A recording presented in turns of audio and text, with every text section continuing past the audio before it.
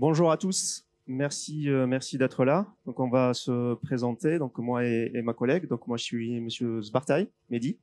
Donc je suis enseignant-chercheur à l'Université de Bordeaux et ma collègue. Teclalix, enseignant-chercheur rattaché à l'ENSAM. Voilà, donc on est là pour vous présenter le réseau de recherche Impulsion BEST. La présentation elle sera en deux temps, donc je vais commencer par la première partie. Je vais faire un focus un peu sur ce qu'on développe et toute notre expertise autour d'un des 6 axes de BEST qui est en lien avec la mesure, l'évaluation non destructive, le monitoring pour la maintenance prédictive. Alors avant de commencer sur cette partie-là, donc quelques mots sur le réseau BEST. Donc le réseau BEST, en fait, c'est un réseau de chercheurs, d'ingénieurs, techniciens, mais également des industriels qui sont en fait dans ce réseau-là, qui a pour objectif et ambition de structurer un petit peu la discipline ou les disciplines autour des sciences, notamment de l'électronique, de la mécanique, mais également de l'automatique et des sciences humaines, afin de répondre à des problématiques concrètes de l'industrie du futur. Alors ce réseau-là, donc il a été monté l'année passée, donc ça fait 1 an que ce réseau-là donc active, qui est actif sur cette thématique-là. Donc les thématiques qui sont abordées dans ce réseau donc sont divisées en six axes. Donc un premier axe qui est consacré au développement de méthodologies et d'outils de mesure en temps réel, avec des applications sur du contrôle non destructif et du monitoring. Un deuxième axe sur le développement de modèles physiques traitant des grandes quantités de données. Un troisième sur la définition de nouvelles approches en matière d'efficacité énergétique, donc notamment le stockage et la transmission d'énergie. La prise en compte de l'impact sociétal. Un cinquième axe qui a pour objectif de développer des matériaux innovants, notamment des matériaux composites intelligents, et enfin associer et renforcer donc l'interactivité entre les secteurs industriels, donc recyclabilité par exemple.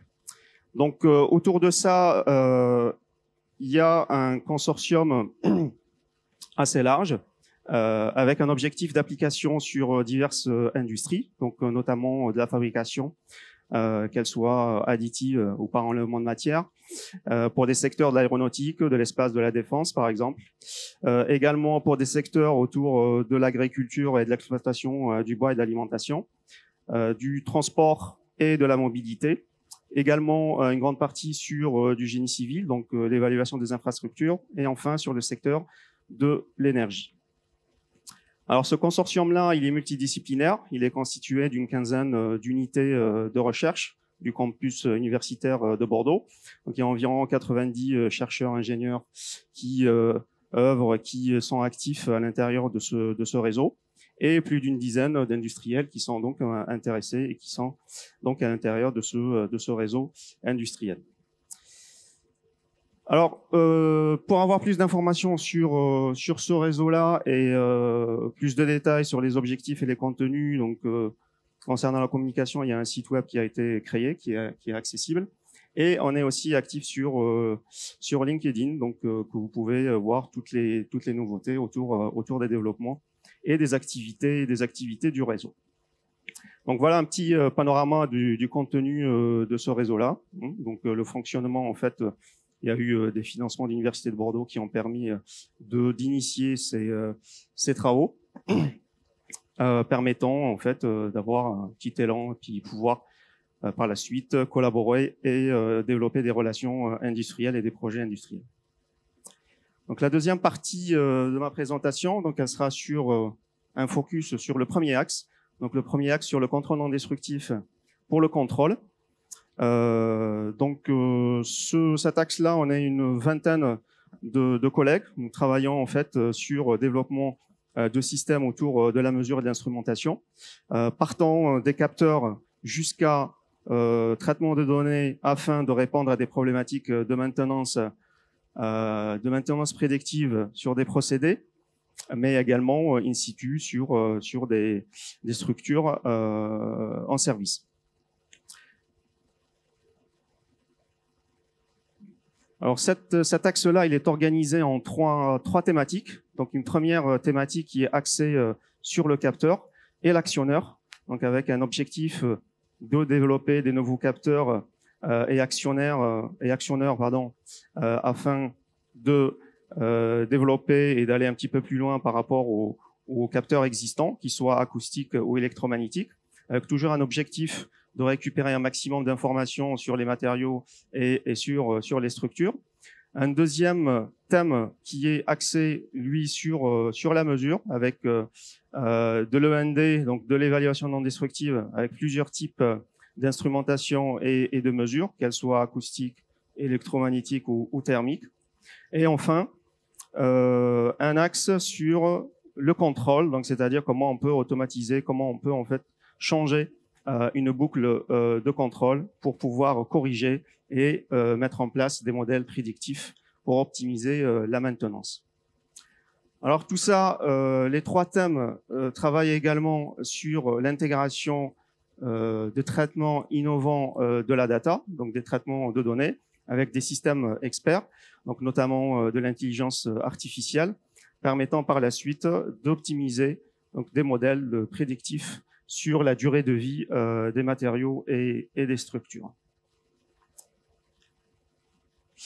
Alors notre expertise en contrôle non destructif, par exemple, donc on est leader par exemple de développement de transducteurs sans contact, avec des collègues qui travaillent là-dessus, avec des objectifs de caractérisation de propriétés élastiques de matériaux, aller détecter donc des défauts, des fissurations, qu'elles soient ouvertes ou fermées. Le développement de capteurs électromagnétiques miniaturisés afin de remonter à des propriétés de matériaux, mais également des matériaux ou des capteurs flexibles pouvant épouser la forme des matériaux. Donc quelques exemples ici sur des développements d'imagerie acoustique avec des applications qu'on voit à gauche sur un rail par exemple, ou des applications de la thermoréflectance sur des matériaux composites afin de détecter des défauts, ou de la mesure terahertz pour reconstruire des pièces mécaniques. Donc ces expertises-là ont été réunies pour développer une plateforme qu'on appelle ICEND. Donc c'est une plateforme qui a été créée à l'Université de Bordeaux, qui réunit toutes les compétences autour du contrôle non destructif et de l'évaluation non destructive, afin de répondre à des problématiques industrielles concrètes. Donc cette plateforme, elle est ouverte, donc avec des moyens techniques et humains qui on pourrait donc répondre à vos problématiques.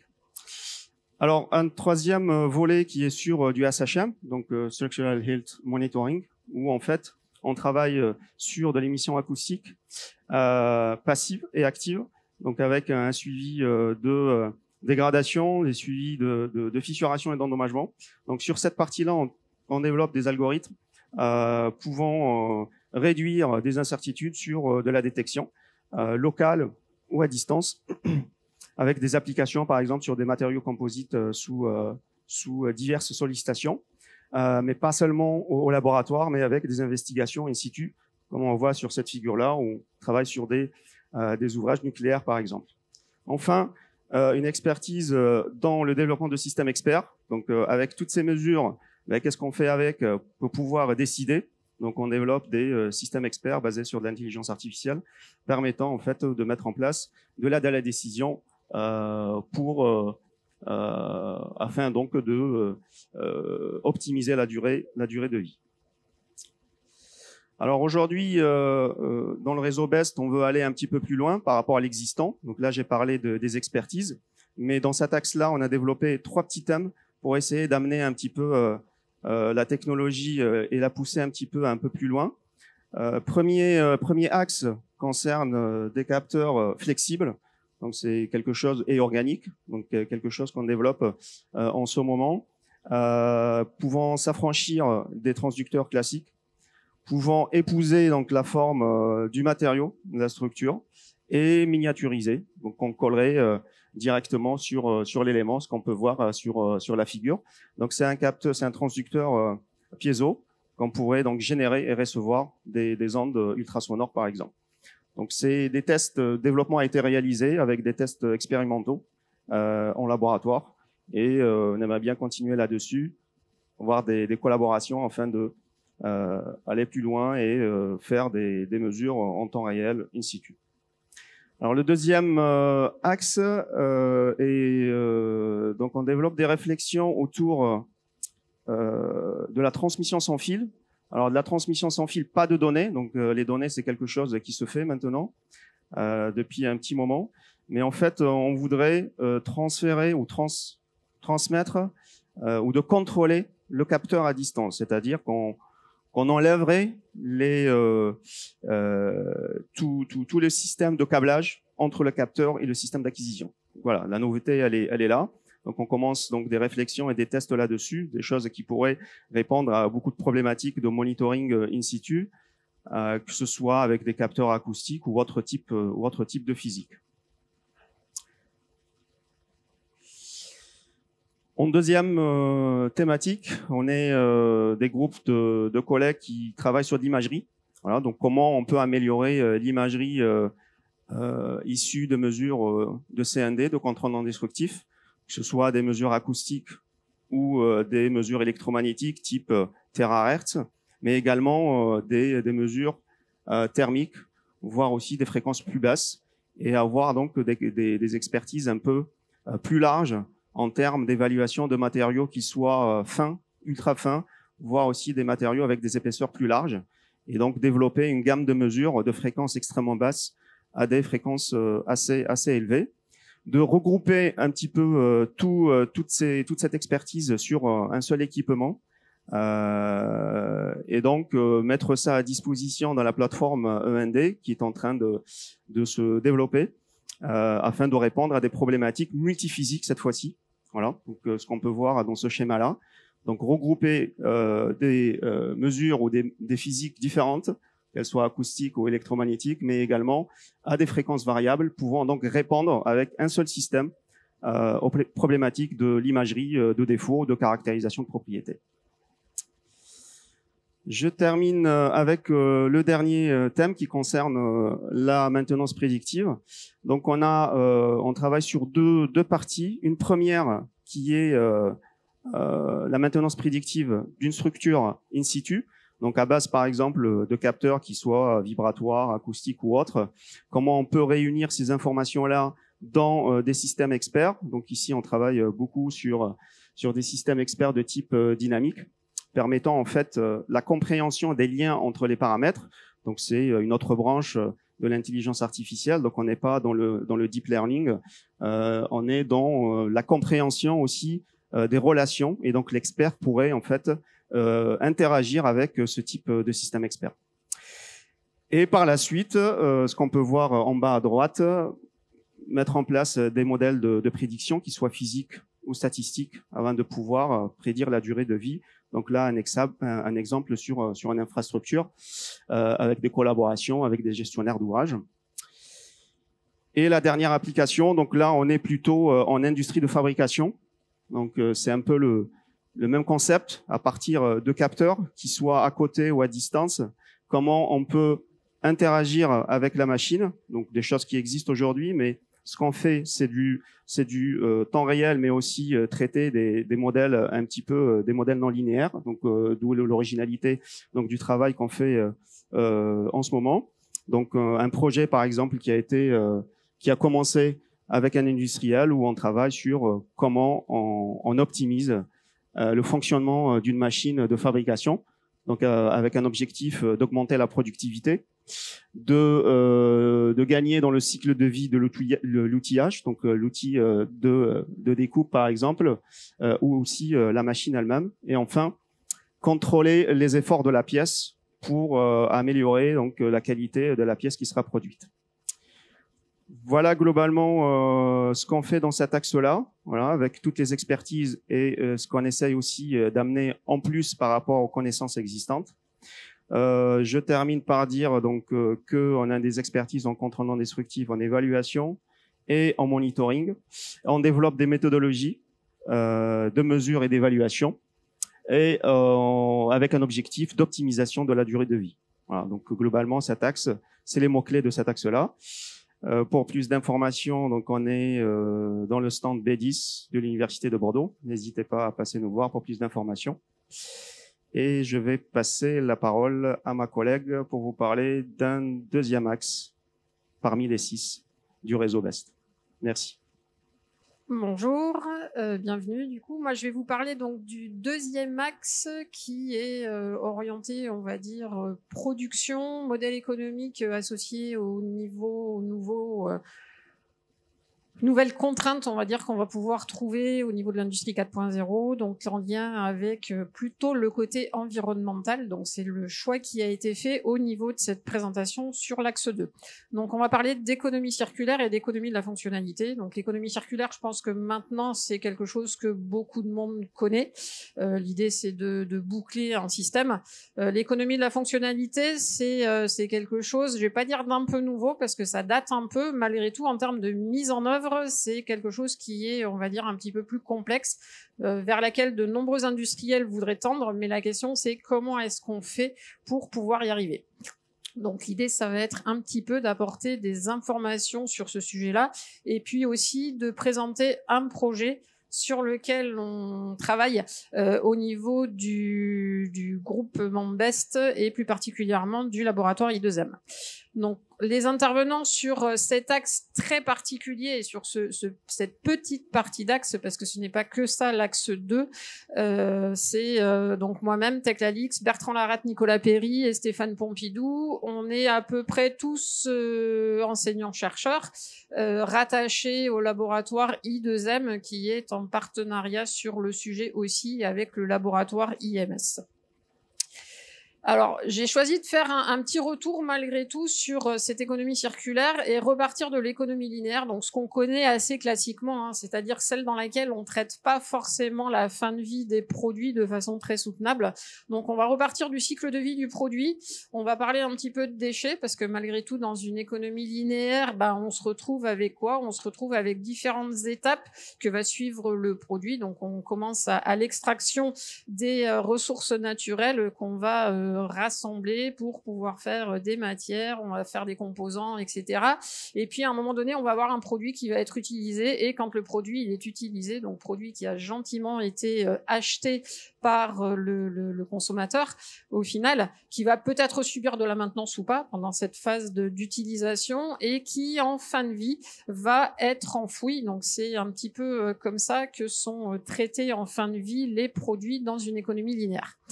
L'idée, c'est de l'économie circulaire, c'est quoi? C'est de se dire que au final, on va essayer de boucler le système, et donc en fin d'utilisation, au moment où on imagine avoir un déchet, on va essayer de faire quelque chose de ce déchet. Donc, on va peut-être continuer à l'enfouir si on peut rien en faire, mais dans l'idée, on va peut-être le stocker un peu différemment en attendant de voir ce qu'on pourra en faire.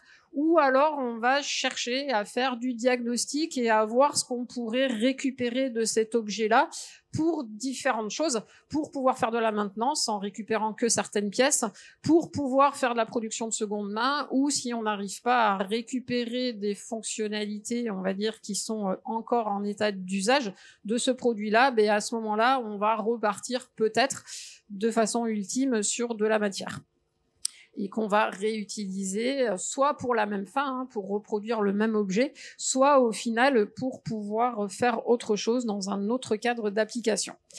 Donc l'idée, c'est de boucler le système. Alors il y a des définitions, pas mal, et pas mal de points de vue aussi sur cette économie circulaire, avec au final un découpage en 3 sous-thématiques qui concernent l'offre des acteurs économiques, dans laquelle on va retrouver tout ce qui est éco-conception, écologie industrielle et territoriale, et l'économie de la fonctionnalité.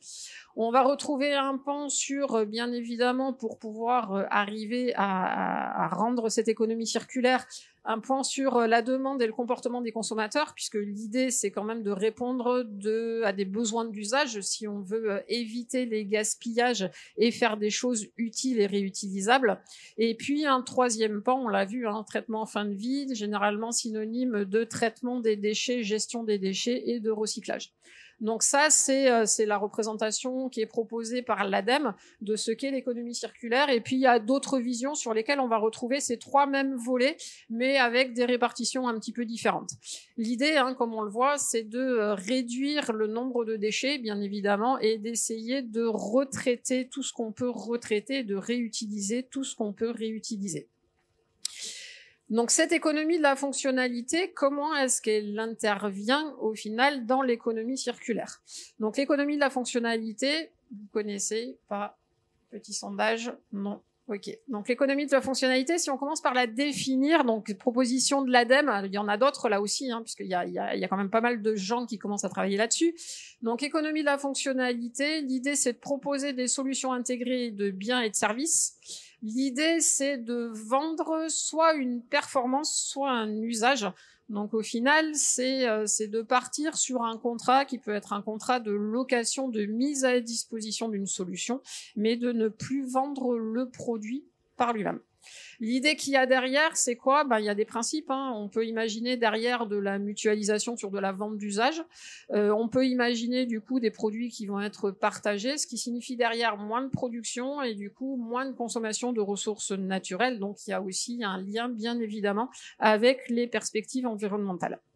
Au niveau des référentiels, comme je le disais, pas mal de personnes ont contribué à cette économie de la fonctionnalité. Donc, on entend parler assez régulièrement d'économie de la fonctionnalité et du territoire. Donc, on est dans une logique qu'on appelle une logique de service. Et donc, l'idée, c'est toujours cette mise à disposition, produits-services intégrés. Mais on va être à ce moment-là dans une recherche de performance au niveau d'un territoire. Donc, c'est-à-dire, du coup, plein de gens qui vont se mettre ensemble de façon à pouvoir proposer cette offre-là. On va retrouver dans les autres référentiels le référentiel des systèmes produits-services, donc on appelle les PSS au niveau anglo-saxon. Donc on est là aussi dans une logique servicielle ou dans une logique de résultat. Donc l'idée c'est de mettre des biens à disposition. Ça va être aussi du coup de travailler éventuellement sur de la mutualisation. Et puis le dernier référentiel, c'est l'économie de fonctionnalité. Donc économie de fonctionnalité, cette fois-ci, on est dans une logique de cycle de vie et de la vente d'usage. Alors les deux logiques, on l'a vu, logique servicielle, logique cycle de vie, elles ont en commun le fait que dans tous les cas, de toute façon, on intégrera des produits et des services. Dans tous les cas, on cherchera à vendre un service plutôt qu'à vendre un produit. Et dans tous les cas, on cherchera à éviter qu'il y ait un transfert de propriété, c'est-à-dire que le fabricant qui transforme son modèle économique pour passer en économie de la fonctionnalité reste en fin de vie responsable du produit, ce qui lui permettra de le retraiter, puisque du coup, on peut imaginer que de la même façon qu'il a une ligne d'assemblage, il va avoir une ligne de désassemblage qui va lui permettre de faire le diagnostic et la récupération des sous-ensembles qui lui seront utiles. Du coup, par rapport à ça, donc au niveau de ces deux logiques, je vais pas forcément trop m'appesantir dessus. On verra si vous avez des questions par la suite. L'idée qu'il y a derrière, c'est on l'a bien vu, c'est de pouvoir, en conservant la propriété du produit, du coup, pouvoir le traiter en fin de vie et récupérer un certain nombre de choses. C'est derrière de relancer l'innovation, c'est de sortir de l'obsolescence programmée, puisqu'à partir du moment où le fabricant va rester maître du produit et propriétaire du produit, qui va le mettre à disposition par un contrat de location. L'idée, c'est que le niveau de performance du produit reste le même tout au long de sa vie. Donc, ça veut dire qu'il faut faciliter la maintenance d'un côté, mais il faut que le produit aussi soit plus robuste parce qu'il y aura des usages qui sont peut-être différents puisque le produit va être partagé par différents acteurs. Donc au niveau de cette économie de la fonctionnalité, on considérera que les industriels qui sont rentrés dans cette économie de la fonctionnalité de façon totale ou partielle sont ceux qui géreront l'usage, donc c'est-à-dire qui déjà feront un produit qui est cohérent par rapport aux besoins des futurs utilisateurs, qui mutualiseront le produit, c'est-à-dire qui partiront sur des contrats de location court terme, long terme, mais en offrant, on va dire, différentes vies aux produits à différents utilisateurs. sont ceux qui auront mis en œuvre des actions autour de la maintenance de façon à pouvoir la faciliter et à rendre le produit plus durable. Ceux qui modifieront le produit aussi, bien évidemment, hein, comme on l'a dit, pour qu'il réponde non seulement à ses besoins de maintenance, mais à ses besoins d'usage. Et puis qui géreront la fin de vie. Alors c'est là où ça devient un petit peu plus compliqué, comme on le verra tout à l'heure, parce que malgré tout, quand le produit est en fin de vie, il faut arriver à faire ce fameux diagnostic. Et puis derrière, si on récupère des blocs fonctionnels, des sous-ensembles du produit, c'est comment est-ce qu'on les réintègre dans une production? Est-ce qu'on fait des produits de seconde vie avec ou de seconde main qui ne comportent que des sous-ensembles qui ont déjà été utilisés? Mais à ce moment-là, est-ce qu'on est capable de définir véritablement la valeur résiduelle de chacun de ces sous-ensembles-là et en les mettant ensemble, d'offrir un niveau de garantie qui soit suffisant? Et comme on est dans un contrat de location, je vous rappelle, il y a une question de performance qui est associée. Donc, il faut quand même que le produit ne tombe pas en panne parce qu'il y a un des blocs fonctionnels qui avait une durée de vie résiduelle qui était trop faible. Donc, tout ça, ça veut dire des grosses questions en termes de diagnostic qui, pour l'instant, font l'objet de travaux de recherche. Et c'est la raison pour laquelle, au niveau du réseau BEST, on travaille sur ces problématiques-là. Donc le projet que j'ai choisi de vous présenter, c'est le projet Comfort as a Service. Donc c'est un projet. Je vais commencer par présenter le consortium. Donc les acteurs, c'est Nobatec INEF 4, le laboratoire I2M, le laboratoire d'économie BSE, et puis c'est un projet qui a été financé par la région Nouvelle-Aquitaine, et on a le soutien de l'AFPAC. Donc l'AFPAC, l'association française pour les pompes à chaleur.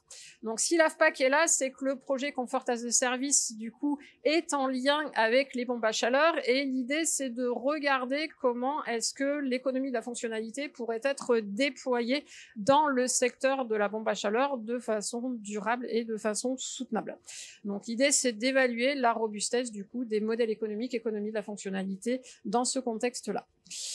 Au niveau découpage du projet, donc vous le voyez ici, hein, il y a des enjeux. Les pompes à chaleur, à l'heure actuelle, vous les achetez, vous les installez, vous les avez pour un certain temps, et puis en fin de vie, vous avez un installateur qui va en faire la maintenance, et puis quand il va vous dire la pompe à chaleur elle est morte, bah, du coup elle est démontée, désinstallée, et derrière il en fait ce qu'il peut, donc pas grand chose parce qu'il n'y a pas d'organisme de collecte sur les pompes à chaleur.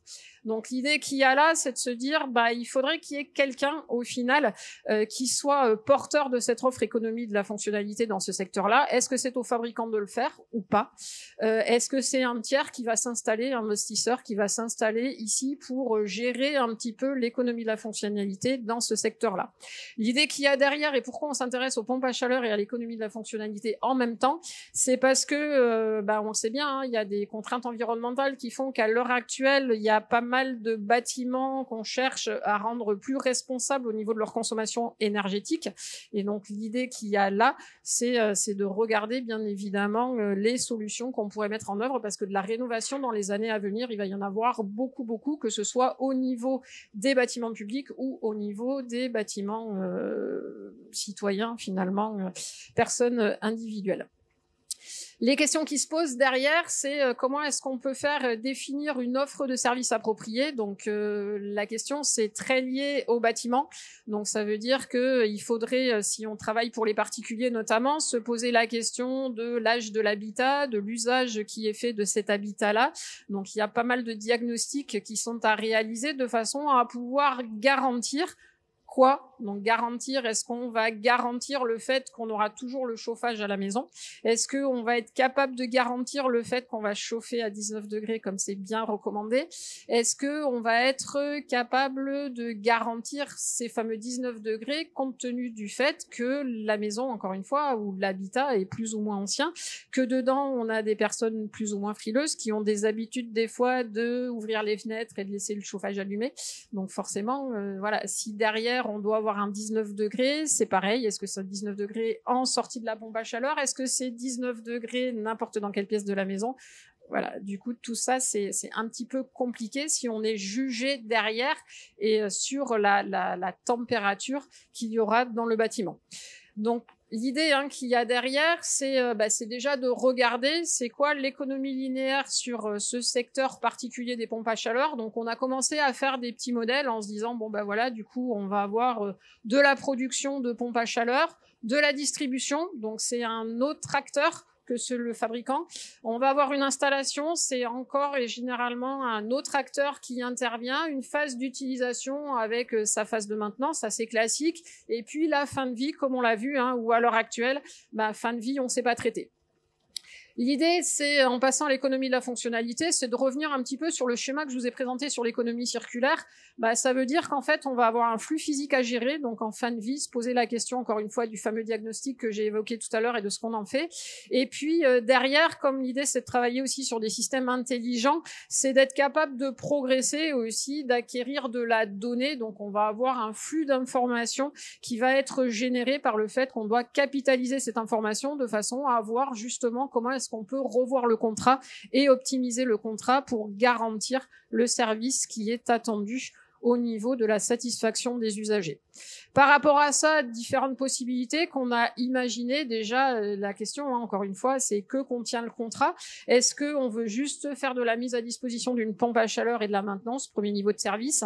Deuxième niveau de service, est-ce qu'on veut s'engager sur une température ou pas? Est-ce qu'on sait le faire? Est-ce qu'on veut s'engager sur une consommation et donc sur une facture aussi pour notre client? On est capable de le faire. Et puis derrière, est-ce qu'on veut faire de l'utilisation intelligente, c'est-à-dire un peu bourrer tout notre système de capteurs de façon à avoir tout un traitement de données qui soit fait et puis presque derrière un pilotage à distance par l'offreur de la solution, le porteur de la solution, de la température dans la maison. Donc tout ça, ça fait pas mal de défis, donc des défis scientifiques, technologiques, organisationnels. Il y a du réglementaire aussi pour savoir comment est-ce qu'on va définir l'offre de contrat. Économique parce qu'il y a plein d'acteurs, on l'a vu, qui sont différents et on saura que cette économie de la fonctionnalité, ça marche si les acteurs sont tous gagnants sur ce modèle-là. Ce qui, pour certains est une crainte. Ça marchera si on arrive à bien comprendre quels sont les besoins des clients et si on arrive à leur faire accepter le changement de ne plus être propriétaire de leur pompe à chaleur, mais d'en être juste locataire et d'arriver à comprendre ce que ça implique derrière. Puis des défis environnementaux, parce que l'économie de la fonctionnalité, c'est bien, tout le monde vend ça comme étant la solution du coup pour avoir des gains environnementaux, sauf que si c'est mal fait, on va beaucoup moins être moins soutenable et propre que dans une économie qu'on pourrait qualifier d'économie linéaire ou transactionnelle. Donc on a plein de livrables dans ce projet-là, je ne vais pas en faire la liste parce que je n'ai plus le temps, je vais juste conclure en vous remerciant de votre attention.